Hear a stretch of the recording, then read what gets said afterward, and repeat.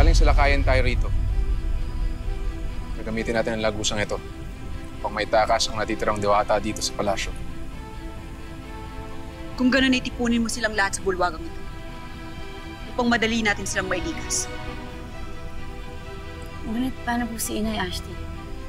Sino ang magliligtas sa kanya kinahagon? Lira, may utos ang iyong ina. Kung ganun na Papabayaan niyo nga siya. Lira, Mira, wala nang maraming tanong. Tama nga si Mira. Hahayaan niyo na lang ang Reyna at si Akin sa mga kaaway. Kailangang iligtas ni na Alena at Danay ang maraming diwata na narito. Yun ang kailangan nilang unahin bilang pagsunod sa inyong ina. Kung ganun, wala talagang tutulong kay Inay? Mga Diwani, tama na yan. Halika't sumama kayo sa akin. Kami sasama sa iyo, Muros. Lira, Mira, huwag nang matigas ang inyong mga ulo.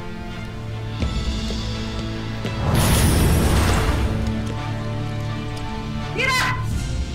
Mira! Nakatitiyak akong susundan nila sila Amihan. Alena, sundan natin ang mga Diwani. Ba't narito ka, Perena?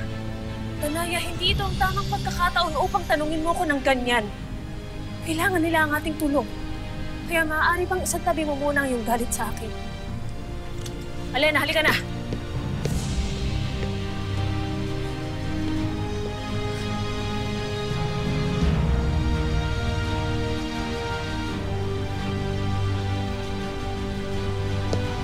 Sasama din pala.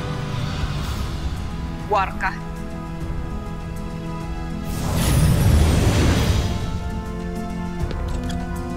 Nunong Imaw, mukhang magsasama-sama muli ang magkakapatid. Oo, Muros. Kaya maghintay muna tayo. Pagkat ngayon lang uli mangyayari ito, na muling magsasama-sama ang magkakapatid na sangre.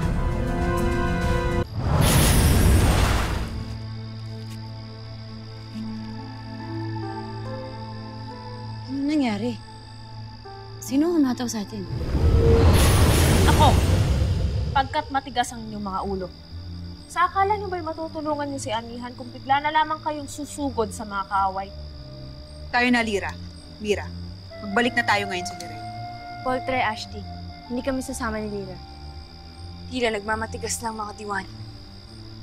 Mira, kung talagang ibig niyong malaman kung saan ang kinaroroonan ni Amihan, hayaan niyong samahan at tulungan ko kayo. Hindi namin kailangan ng tulong mo. Pero Mira, kung marami tayo at nagkakaisa, mas magagawa nating lumaban. Kaya, hayaan mo na lang siya. Tama. Hayaan nung saklolohan ko kayong dalawa upang gapiin natin ang lahat ng mga kaaway na kinakaharap ng Reyna. Hindi.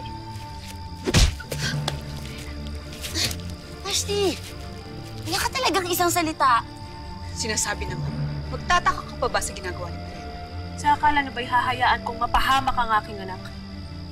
Inuulit ko, hindi kami sasali sa muling pakikitigma ni Hagor at kanyang mga kapanalig. Pagdarasal ko na naman kayo.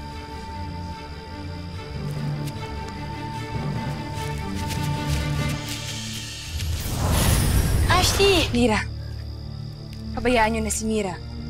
Baka nga tama si Perena. Mas mabuti sa kanya ngayon ang kanyang anak. At ikaw, sumama ka sa kanya sa Lira.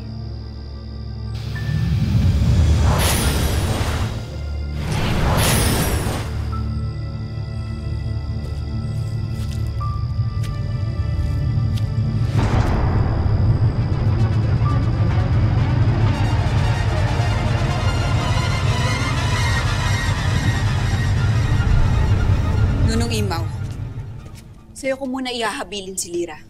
Ano man ang mangyari, huwag mo siyang hahayaang makatakas. At kapag sumuway siya sa utos, binibigyan ko kayong lahat ng karapatan na itali siya. Masusunod, Danaya. Ngunit, nasaan si Mira? Kinuha po siya ni Ashti Perena. Bruhang yun. Kinlindap yung sarili niyang anak. Malamang ay dinala ni Perena si Mira sa Sapiro.